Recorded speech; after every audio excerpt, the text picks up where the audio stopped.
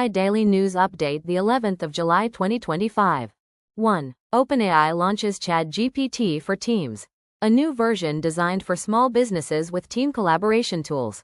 2. Google DeepMind unveils AlphaDesign, AI that assists in product design from concept to prototype using natural language. 3. Adobe Firefly expands to video editing, now offers AI-powered video generation and scene editing inside Premiere Pro. 4.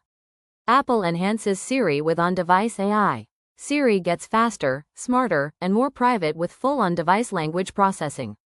5. LinkedIn rolls out AI Career Coach, personalized career advice, resume feedback, and skill path suggestions using AI. Don't miss out. Subscribe and become part of the family to see all our upcoming content.